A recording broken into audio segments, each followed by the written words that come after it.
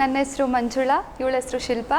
ನಮ್ಮ project name ಬಂದ್ಬಿಟ್ಟು footstep into power generation. ಈ ಪ್ರಾಜೆಕ್ಟ್ ಬಂದ್ಬಿಟ್ಟು ಫುಡ್ ಸ್ಟೆಪ್, ಅದ್ರ ಫೋರ್ಸು ಎನರ್ಜಿ ಫುಡ್ ಸ್ಟೆಪ್ಸಿಂದ ಎಲೆಕ್ಟ್ರಿಸಿಟಿ ಜನರೇಟ್ ಮಾಡಿ ಸ್ಟೋರ್ ಮಾಡಿ ಯೂಸ್ ಮಾಡ್ಕೋಬೋದು. ನಾವಿಲ್ಲಿ ಯೂಸ್ ಮಾಡಿರೋದು ಪೈಸೋ ಡಿಸ್ಕು, ಬ್ರೆಡ್ ಬೋರ್ಡು, LEDಸು, ಕೆಪಾಸಿಟರ್ ಆ್ಯಂಡ್ ಡಯೋಡ್ಸು.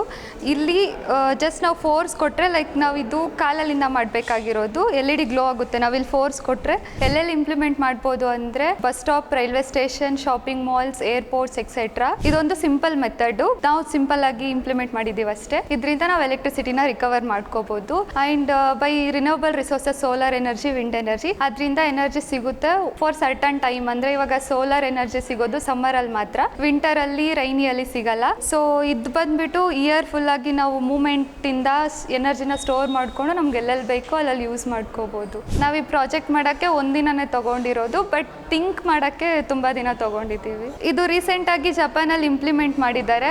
ಸೊ ನಮ್ಮ ಇಂಡಿಯಾದಲ್ಲಿ ಇಂಪ್ಲಿಮೆಂಟ್ ಮಾಡಿದ್ರು ಕೂಡ ಎಲೆಕ್ಟ್ರಿಸಿಟಿ ಚೆನ್ನಾಗಿ ಯೂಸೇಜ್ ಮಾಡ್ಕೋಬೋದು. ಸೊ ಫೈನಲಿ ಪ್ರಾಜೆಕ್ಟ್ ಔಟ್ಪುಟ್ ನೋಡಿ ತುಂಬ ಖುಷಿ ಆಗ್ತಿದೆ. Thank you.